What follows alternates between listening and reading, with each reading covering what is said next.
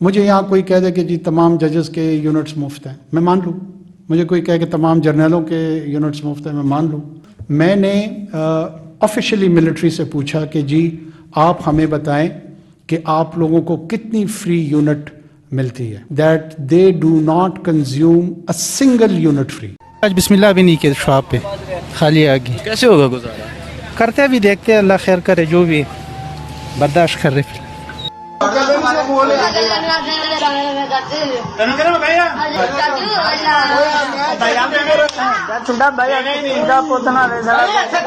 फिर मैं अपने कपड़े बेचूंगा और आपको मैं आटा भाई।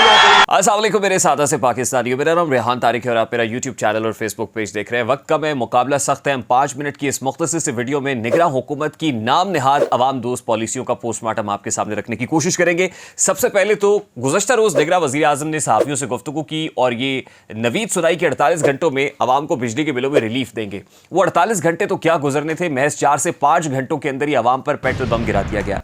पेट्रोल की कीमत में 14 रुपये 91 पैसे और डीजल की कीमत में 18 रुपये 44 पैसे का इजाफा हुआ, जिसके बाद पेट्रोल की कीमत 305 रुपये 36 पैसे जबकि डीजल की कीमत 311 रुपये 84 पैसे है। खैर, इस तरफ तो मैं बाद में आता हूं। निगरान वज़ीर आज़म की कुछ मायूब बातें आपके सामने रखूंगा। सबसे पहले तो उन्होंने ये कहा कि जहां बिजली के बिल जलाए जा रहे हैं वहां बिजली चोरी हो रही है, यानी दूसरे अल्फाज में वो ये कहने की कोशिश कर रहे थे कि बिजली के बिल जलाने वाले बिजली चोर हैं। दूसरी इंपॉर्टेंट और मायूब बात उन्होंने वो ये की कि सिर्फ वापडा के जो सरकारी मुलाजमीन है, रिटायर्ड या हाजिर सर्विस, उनको बिजली के मुफ्त यूनिट्स फराहम किए जा रहे हैं। इसके अलावा जजेस, जर्नल, ब्यूरोक्रेट, वफाकी वज़रा ये कोई मुफ्त बिजली के यूनिट नहीं ले रहे हैं। मैं जरा इस मिसलीडिंग स्टेटमेंट में फैक्ट्स को स्ट्रेट करने की कोशिश करूंगा। सबसे पहले तो निगरान वज़ीर आज़म की इत्तला के लिए अर्ज है कि आपने जो स्टेटमेंट दिया था कि बिजली सस्ती करने के लिए बेशक मेरे कमरे का एसी आप बंद कर दें, तो गुज़श्ता रोज आपने सहाफ़ियों से जो एक गुफ्तगू की है उसके अंदर 4-4 टन के एसी क्यों चल रहे थे? क्या ये मुनाफकत नहीं है? ये तो बिल्कुल उसी तरह से है जैसे साबिक वज़ीर आज़म शहबाज शरीफ ने कहा था कि मैं आटा सस्ता करूंगा भले मुझे कपड़े बेचने पड़े, और अल्टीमेटली अवाम के कपड़े बिक गए, आपके कपड़े सलामत रहे और आटा भी सस्ता नहीं हो सका। निगरान वज़ीर आज़म अनवारुल हक काकड़ की इत्तला के लिए अर्ज है कि आपके कमरे का एसी तो क्या उतरना था, आपने गुज़श्ता रोज सहाफ़ियों के साथ जो इंटरेक्शन किया है उसमें 4-4 टन के एसी लगे हुए थे। दूसरी इंपॉर्टेंट चीज यह है कि आप 6000 सीसी की गाड़ी इस्तेमाल करते हैं। उस 6000 सीसी की गाड़ी में तकरीबन 50 लीटर का पेट्रोल रोज डलता है, जिसको आप फूंक देते हैं। 15-16 हजार का पेट्रोल जो सरकार आपको मुहैया करती है आप वो उड़ा देते हैं, और आप ये कहते हैं कि जो बिजली के बिल जला रहे हैं वो असल में बिजली चोर हैं।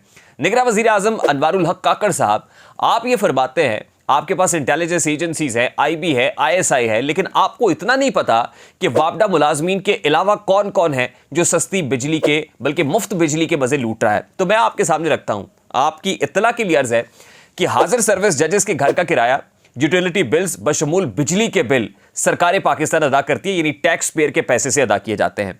जो सुप्रीम कोर्ट के रिटायर्ड जजेस हैं उनको 2000 यूनिट माहाना बिजली के मुफ्त दिए जाते हैं, जबकि हाई कोर्ट के रिटायर्ड जजेस को 800 यूनिट मुफ्त फराम किए जाते हैं। इसी तरह वजीर आजम और सदर पाकिस्तान के घर का किराया, यूटिलिटी बिल्स बशमूल बिजली के बिल्स, ये सारी सरकार पाकिस्तान अदा करती है, और सदर पाकिस्तान अगर रिटायर हो जाए तो 2000 यूनिट बिजली के मुफ्त फराम किए जाते हैं।